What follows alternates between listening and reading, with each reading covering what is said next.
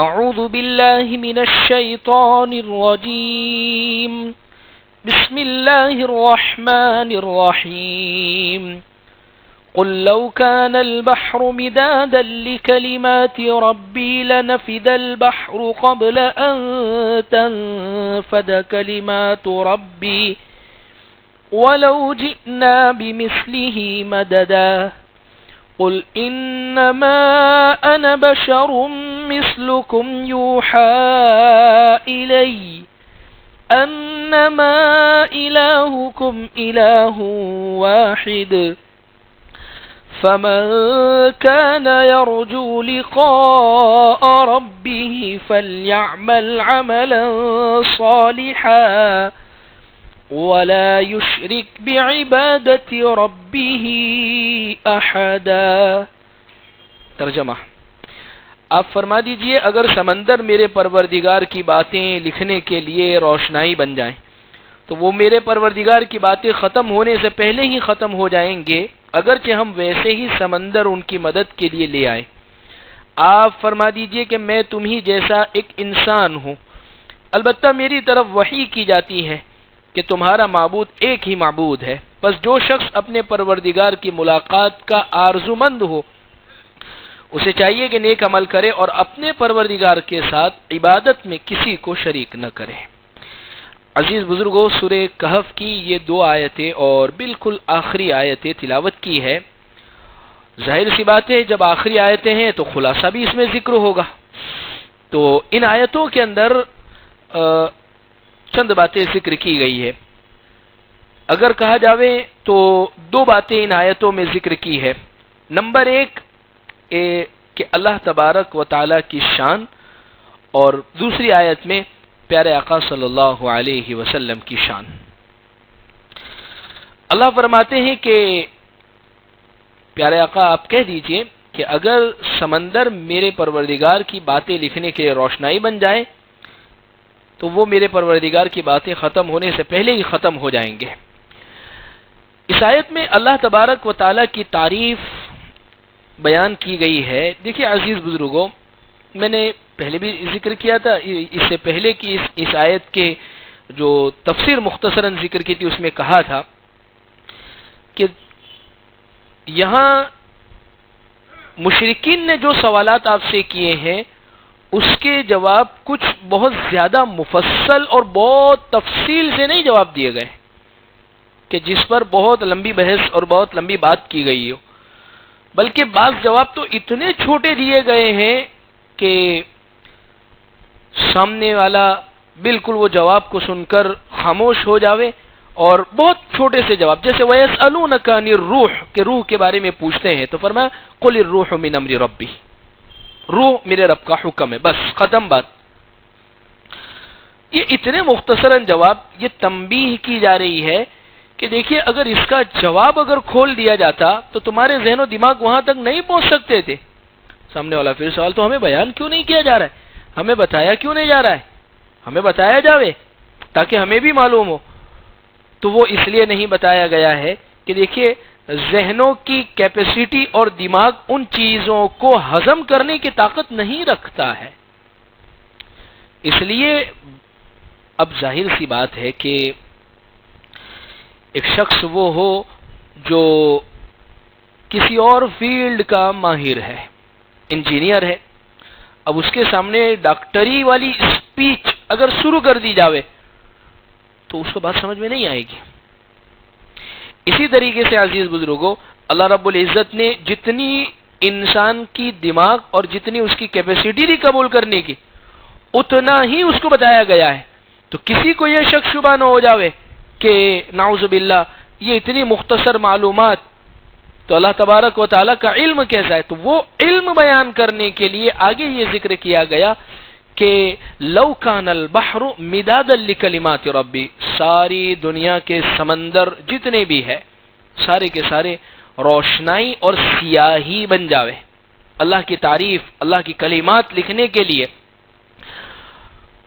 تو اور مزید اس کی مدد کے لیے اور بھی سمندر آ جاوے تو سارے سمندر تو ختم ہو جائیں گے، لیکن اللہ تبارک و تعالیٰ کی تعریف، اللہ کی باتیں، اور اللہ کا علم، یہ ساری کی ساری چیزیں ختم نہیں ہو سکتی ہیں۔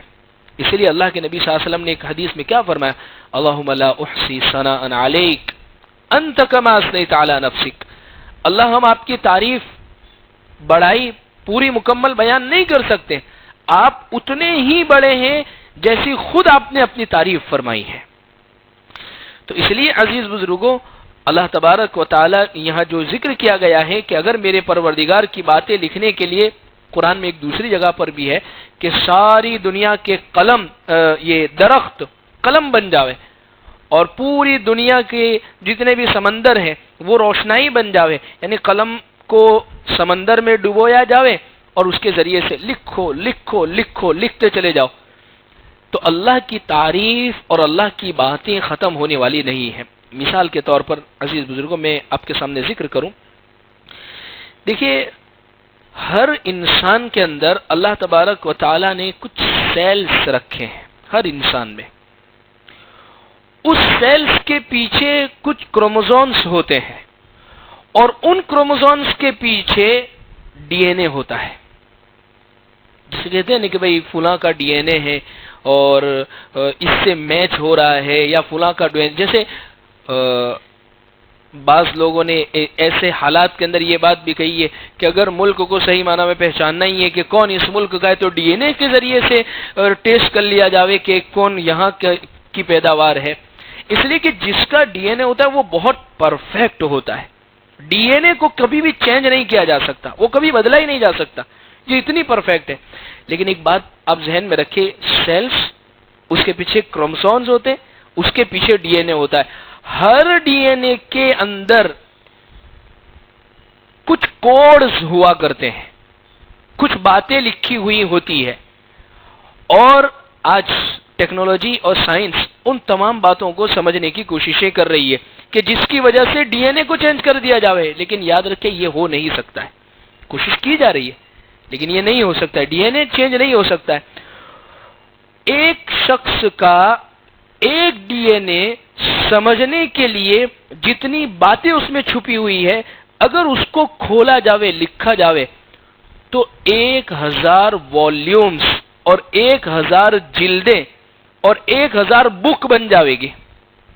اب ایک انسان کے سارے ڈی این اے کو اگر لکھا جاوے اور ساری اس کے اندر چھپی ہوئی باتوں کو لکھا جاوے تو اس کا مطلب یہ ہوگا کہ تقریباً لکھنا شروع کرے اور سورج تک پہنچ جاوے، 93 ملین، سورج جو دور ہے ہم سے وہ 93 ملین مائل ہم سے دور ہے سورج، ایک انسان اس کے اندر چھپی ہوئی باتوں کو سمجھنے کے لیے اندازہ لگائیں اللہ تبارک و تعالی کی قدرت اور اللہ تبارک و تعالی کی باتیں اور اللہ کے علم کا کتنا زبردست اللہ کا علم ہے۔ تو الغرض عزیز بزرگوں، یہاں پر یہ بات ذکر کی جا رہی ہے کہ سارے سمندر سیاہی بن جاوے۔ دیکھیے یہ میں نے اتنی بھاری بات آپ کو سمجھائی، ہو سکتا ہے بعضوں کو سمجھ میں بھی نہیں آئی، لیکن ایک بعض حضرات وہ ہیں کہ جو ان چیزوں کو سمجھتے ہیں، جو ان کے سامنے ہوتی۔ قرآن جب بات کرتا ہے بہت سادہ لفظ میں، اب ایک دیہات کا شخص ہو، اسے کہا جاوے ڈی این اے ہوتا ہے آپ کے اندر، تو وہ غالباً یہ سمجھے گا کہ یہ کسی اور دنیا کی بات کر رہے ہیں، یہ اس دنیا کی بات ہے، کسی اور دنیا کی بات ہے۔ قرآن دیکھیں جو بات کرتا ہے تو بہت زیادہ منطق اور بہت زیادہ اونچے لیول کی باتیں نہیں کرتا ہے۔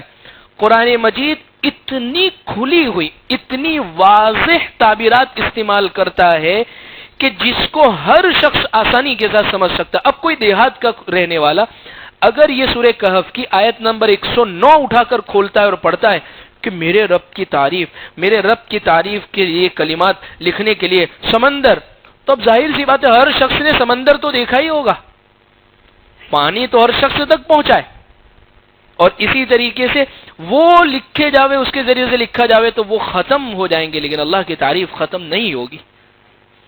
تو یہ یہاں پر قرآن بہت ایسی آسان مثالیں پیش کرتا ہے کہ جس کے ذریعے سے ہر انسان کو آسانی کے ساتھ ساری چیزیں سمجھ میں آ جاوے، اور انسان کی معلومات میں سمندر کے پانی سے زیادہ کوئی چیز نہیں۔ آپ دیکھیں کہ ہم بھی جب دعائیں کرتے تو اللہ سے کیا کہتے ہیں؟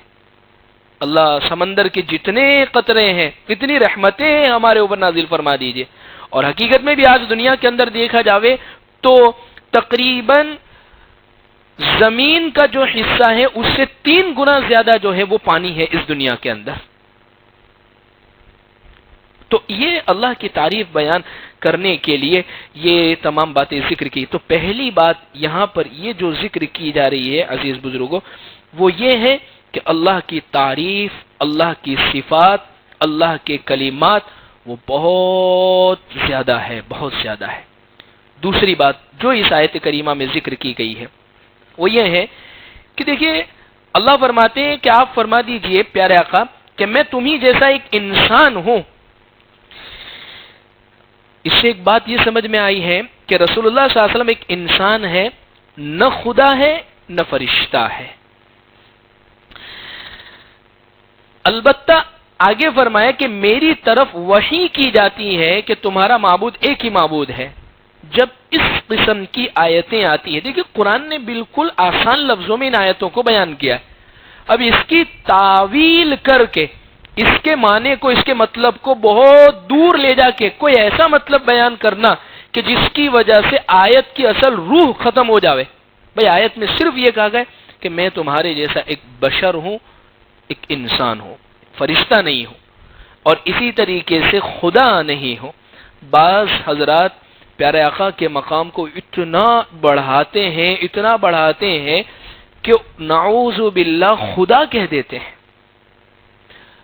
تو یاد رکھیں ہمیں اس موقع پر ہمیں تو امت وسط بنایا گیا ہے، معتدل امت ہمیں تو بنایا گیا ہے. تو یہاں پر اور آپ کی فضیلت بھی قرآن نے ساتھ میں بیان کر دی ہے کہ آپ بشر ہیں، لیکن ہماری آپ کی طرح نہیں. بشر کے ساتھ آپ کی خاص صفت ذکر کی گئی ہے کہ آپ کی طرف وحی کی جاتی ہے، یعنی فرشتے حضرت جبرائیل علیہ السلام اللہ تعالیٰ کا پیغام لے کر آتے ہیں. عزیز بزرگوں، یعنی جتنی بھی باتیں تمہارے تک میں پہنچاتا ہوں، جیسے مشرکین آپ سے سوال کرنے کے لیے آئے اصحاب کہف کے بارے میں، حضور نے کہا میں کل بتاؤں گا، اللہ کی طرف سے وحی نہیں آئی. تو فوراً انہوں نے ایک ڈھنڈورا پیٹنا شہر میں شروع کر دیا کہ دیکھو یہ نبی ہونے کا دعویٰ کرتے اور ہماری بات کا جواب نہیں دے رہے. تو وہ بھی کہ میں جو بتاتا ہوں ساری باتیں مجھے وحی کی جاتی ہے، اللہ کی طرف سے آتی ہے تو میں بتاتا ہوں. یعنی نہ میں اپنی طرف سے ان باتوں کو بتاتا ہوں، نہ میں خود وحی اپنے اوپر لاتا ہوں. اللہ کی طرف سے جب حکم ہوتا ہے تو وہ وحی میری جانب آیا کرتی ہے. تو عزیز بزرگوں، دوسری بات اس آیت کریمہ میں جو ذکر کی گئی ہے وہ یہ ہے کہ پیارے آقا صلی اللہ علیہ وسلم انسان ہے، بشر ہے، البتہ آپ کی جانب وحی کی جاتی ہے. پھر آگے فرمایا، اور دیکھیے ایک عجیب نقطہ یہاں پر اس آیت میں سمجھے غور کرنے کے لیے. اللہ نے کیا فرمایا کہ قل انما انا بشر مثلکم، میں تمہاری طرح ایک انسان ہوں. آگے کیا کہا؟ یوحا الیہ، میری جانب وحی کی جاتی ہے، انما الہکم الہ واحد، یہ وحی کی جاتی ہے تمہارا معبود ایک ہی معبود ہے. نبی کا ذکر پہلے کیا گیا اور اللہ رب العزت کے واحد اور یکتا ہونے کا ذکر بعد میں کیا گیا. وجہ اس کی یہ ہے کہ انسان جو شرک کے اندر مبتلا ہوتا ہے، جو غلط عقیدوں میں پھنستا ہے، وہ پیارے آقا صلی اللہ علیہ وسلم کی شان کے اندر نعوذ باللہ افراط اور تفریط کرنے کی وجہ سے وہ پھنستا ہے. اس لیے کہ مانگنے کا دروازہ جو کھلتا ہے، جھکنے کا جو دروازہ جو کھلتا ہے، یا اسی طریقے سے سوال کرنے کا جو دروازہ جو کھلتا ہے، وہ سب سے پہلے یہ چیز یہیں سے ابتدا ہوتی ہے.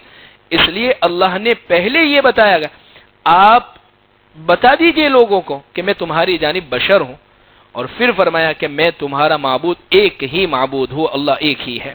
آگے مزید فرمایا کہ بس جو شخص اپنی پروردگار کی ملاقات کی امید رکھتا ہو، اب ظاہر سی بات ہے کہ ہر انسان جب اللہ کی تعریف سنی، اللہ کی کلمات سنے، اللہ کی باتیں سنی، تو وہ ہر شخص کی تمنا ہے کہ اللہ سے ملاقات کا شوق. اور وہ مسلمان کیسا مسلمان ہوگا جو اللہ سے ملاقات کی شوق ہی نہ رکھے، اللہ سے ملاقات کی امید ہی نہ رکھے. اس لیے حدیث پاک میں اللہ کے نبی صلی اللہ علیہ وسلم فرماتے ہیں کہ کل قیامت کے دن جب انسان جنت کو دیکھے گا دیکھتا ہی رہ جائے گا، حور کو دیکھے گا دیکھتا ہی رہ جائے گا. جب اللہ کا دیدار ہوگا سب بھول جائے گا، کچھ بھی، وہ سب غائب، حورے بھی سائیڈ میں، جنت بھی، بس وہ ایسا دیکھنے میں مشغول ہو جائے گا کہ جس کے کوئی الفاظ میں بیان نہیں کیا جا سکتا. ایسے پروردگار سے ملنا، ایسے پروردگار کی ملاقات کی جو امید، اس کو دو کام کرنے: نیک عمل کرے اور اپنے پروردگار کے ساتھ عبادت میں کسی کو شریک نہ کرے. سب سے پہلے تو زندگی میں نیک عمل کرے. صرف ایمان لانے کی وجہ سے جنت میں تو چلا جائے گا، لیکن اعمال کی سزائیں بھگتنے کے بعد اولین وہلے میں جنت میں جانا چاہتے ہیں تو نیک اعمال کرے. اور دوسری چیز، اپنے پروردگار کے ساتھ کسی کو بھی شریک نہ کرے. شرک بہت ساری قسم کا ہو سکتا ہے. ذات ہی میں شریک، دو معبود ہی بنا دینا. صفات میں شریک، اللہ آپ سے مانگتے ہیں، جب نہیں ہوا، کسی نے کہہ دیا کہ فلاں جگہ پر آپ چلے جائیں گے تو وہاں جانے سے اولادیں ہوتی ہے، وہاں منتیں مانگنے سے، وہاں مرادیں بھرنے سے، وہاں دوری باندھنے سے، وہاں دھاگا باندھنے سے، وہاں ناریل چڑھانے سے، وہاں جھکنے سے یہ ہوتا ہے. تو یاد رکھیں یہ اللہ کی صفات کے اندر شرک، یہ چیز اللہ کے یہاں پسندیدہ نہیں ہے، اور ایسا شخص وہ یوں سمجھ لیجیے اللہ کا نافرمان ہے. تو عزیز بزرگوں، ان آیات کے اندر اللہ رب العزت نے اپنی تعریف فرمائی، پیارے آقا صلی اللہ علیہ وسلم کی تعریف فرمائی، اور فرمایا کہ جو اللہ سے ملاقات کی امید اور شوق رکھتا ہے اس کو چاہیے کہ وہ نیک عمل بھی کرے اور اللہ کی ذات اور صفات میں کسی کو بھی شریک نہ کرے. اسی پر یہ سورہ کہف مکمل ہوئے. انشاءاللہ اس کے متعلق چند وہ باتیں ذکر کرنی ہے جس میں جو 5 قصے جو بیان ہوئے ان تمام قصوں کا خلاصہ، کہ سبق کیا ملتا ہے ان 5 قصوں سے ہمیں، انشاءاللہ آئندہ مجلس میں ذکر. اللهم لك الحمد كما أنت أهل، فصل على محمد كما أنت أهل، وافعل بنا ما أنت أهل، فإنك أهل التقوى والمغفرة. ربنا آتنا في الدنيا حسنة وفي الآخرة حسنة وقنا عذاب النار. جزا الله عنا محمد صلى الله عليه وسلم بما هو أهله. سبحان ربك رب العزة عما يصفون وسلام على المرسلين، الحمد لله رب العالمين برحمته.